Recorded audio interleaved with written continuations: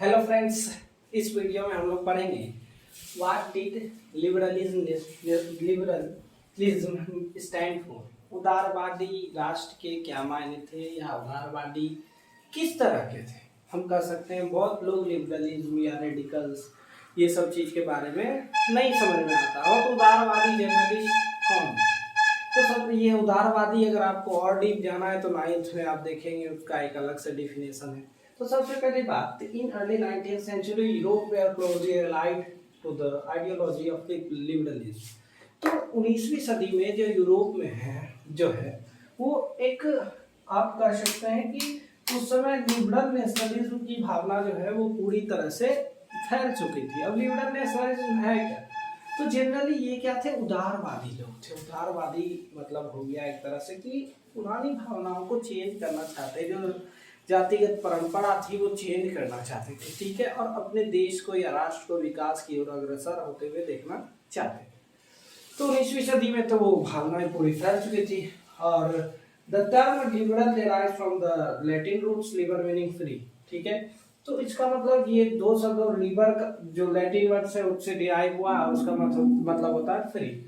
फिर आता है liberalism stood for freedom for the individual and equality of all before the law. मैंने पहले ही बताया कि उदारवादी का मतलब क्या होता है कि जनरली जो पिछले समय में जो कुछ भी घटित हुआ है या जो परंपराएं चलती आ रही हो उसको हटाते हैं, हटाना चाहते हैं, मतलब अपने राष्ट्र को एक विकसित या विकासशील होते देखना चाहते हैं, ठीक है।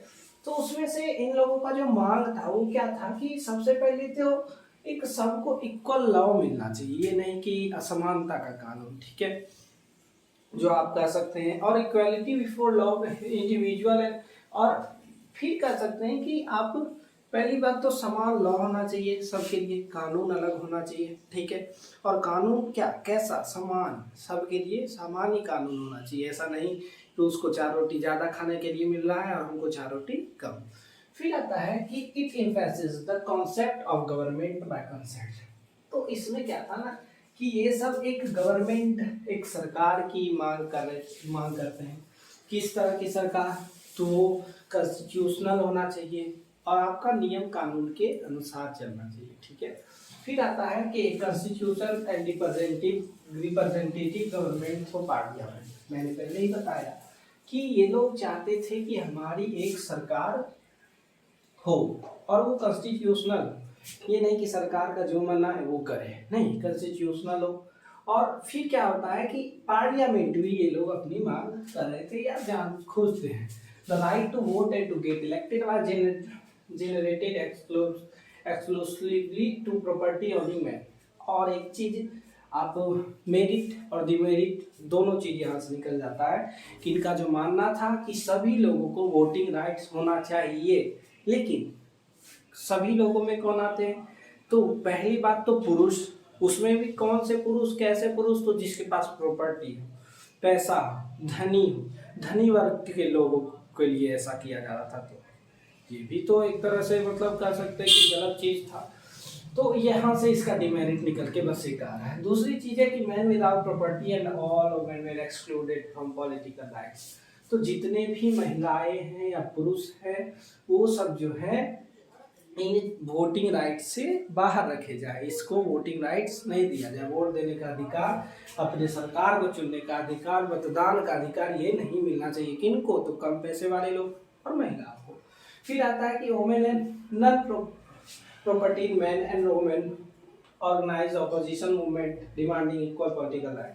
अब देखिए, स्वाभाविक सी बात है कि आप उसको इक्वल राइट्स दे नहीं रहे, मांग क्या कर रहे हैं आप? इक्वालिटी की। इक्वालिटी हो नहीं रहा है, आप महिलाओं को वोट देने का अधिकार नहीं दे रहे, कम पैसे वाले पुरुष को वोट देने का अधिकार नहीं दे रहे, तो ये तो इक्वालिटी है ही नहीं। तो ये लोग क्या कर देते हैं, एक अपोजिशन, उसके विरोध में एक मूवमेंट चलाने का प्रयास करते हैं। अब आता है the abolition of state impose restriction on the movement of goods and capital. अब जो एक तरह से सामान के आवाजाही में जो रेस्ट्रिक्शन लगाया जाता था, रोक लगाया जाता, तो उस पर भी ये लोग क्या करते हैं कि इसको हटाने का प्रयास करते हैं। फिर आता है कि ये merchant travelling in 1833 from Habsburg to Nuremberg to sell his goods would have to pass through 11 custom barriers and pay a custom duty of about 5%. तो 1833 सॉरी 5%। तो 1833 में जब एक व्यापारी हेम्सबर्ग से न्यूहेम्सबर्ग जाता था तो उसको 11 कस्टम ड्यूटीज पे करनी पड़ती थी, और वह 11 कस्टम ड्यूटीज में हर एक जगह 55% वो पे करता था। अब देखिए 5% अगर ऐड हो रहा है, 50% तो ऐसे हो गया, ठीक है, और 50% अगर कंपाउंड इंटरेस्ट के हिसाब से देखा जाए तो वो और आधा ज़्यादा हो जाएगा, तो 1.5 गुना ज़्यादा दाम बढ़ जाता था। 100 रुपये की चीज़ 150 हो जाती थी यहाँ से हेम्सबर्ग से न्यूहेम्सबर्ग जाने में, तो व्यापारी को दिक्कत होता था। तो उसी में जो एक आपके obstacles to economic success and growth, the new commercial classes who organize for the creation of unified economic territories aligned to the unintended movement of goods, people and capital।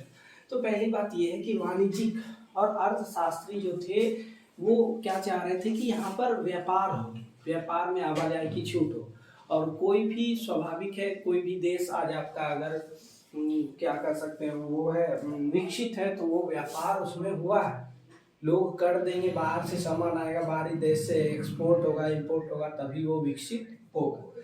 फिर आता है the union abolish traffic barriers and the number of currency from 30 to 1।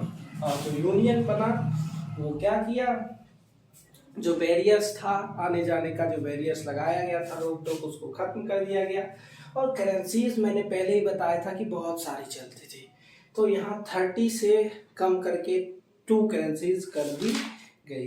तो आज के लिए इतना ही, आगे हम लोग दूसरे टॉपिक को पढ़ेंगे।